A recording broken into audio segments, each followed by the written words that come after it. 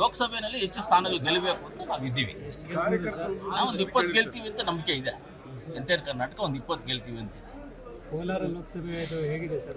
ಚೆನ್ನಾಗಿದೆ. ಕೋಲಾರ ಲೋಕಸಭೆ ತುಂಬ ಚೆನ್ನಾಗಿದೆ. ಜನ ನೋಡಿ ತುಂಬ ಚೆನ್ನಾಗಿದ್ದಾರೆ. ಎಲ್ಲ ಜನ ಕಾಂಗ್ರೆಸ್ ಪಕ್ಷಕ್ಕೆ ಬೆಂಬಲವಾಗಿದ್ದಾರೆ. ಕೋಲಾರ ಲೋಕಸಭಾ ಕ್ಷೇತ್ರ ನಾವು ಗೆಲ್ತೀವಿ. ಕಾಂಗ್ರೆಸ್ ಅಭ್ಯರ್ಥಿ ಬಂದ್ಬಿಟ್ಟು ನಾವಿನ್ನ ಯಾರು ಅಂತ ನಾವೇನು ಅನ್ನೋದು ಡಿಸೈಡು ಒಂದು ಕ್ಯಾಂಡಿಡೇಟ್ನ ರೆಡಿ ಮಾಡಿದ್ದೀವಿ, ಇದ್ದಾರೆ. ಆದರೆ ಮುಂದಕ್ಕೆ ನಾವು ಯಾರು ಅಂತ ತೀರ್ಮಾನ ಮಾಡೋದಕ್ಕೆ ಹೈಕಮಾಂಡ್ ಮುಂದೆ ತಗೊಂಡೋಗಿ ಇಡ್ತೀವಿ. ಅದನ್ನು ಆವಾಗ ಹೈಕಮಾಂಡ್ ತೀರ್ಮಾನ ಮಾಡ್ತಾರೆ.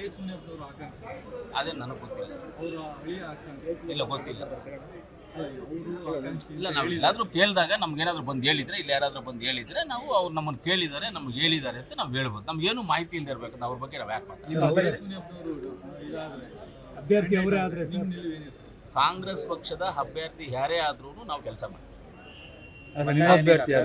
ರೆಡಿ ಮಾಡಿದ್ದೀರಾ? ಅಷ್ಟಲ್ಲಿ ಇನ್ನೂ ಇರುತ್ತೆ, ಟೈಮ್ ಇರುತ್ತೆ. ಆ ಟೈಮಲ್ಲಿ ಹೇಳ್ತೀವಿ. ಇವಾಗ ನಿಮ್ಗೆ ಹೇಳ್ಬಿಟ್ರೆ ಅಷ್ಟೇ. ನನ್ನ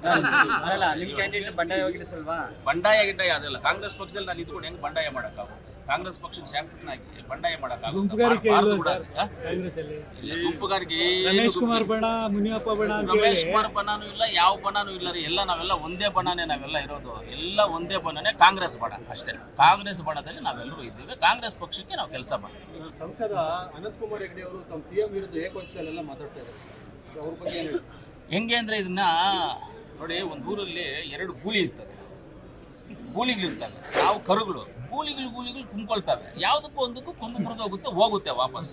ನಾವ್ಯಾಕೆ ಕರುಗಳಿಗೆ ಹಾಕ್ಬೇಕಲ್ಲಿ ಹೋಗ್ಬಿಟ್ಟು? ಏಕವಚನದಲ್ಲಿ ಮಾತಾಡೋ ಏನೋ ದೊಡ್ಡವ್ರು ಮಾತಾಡ್ಕೊಳ್ಳಿ ಬಿಟ್ಟು ನಮ್ಗೆ ಬೇಡ ಅದು.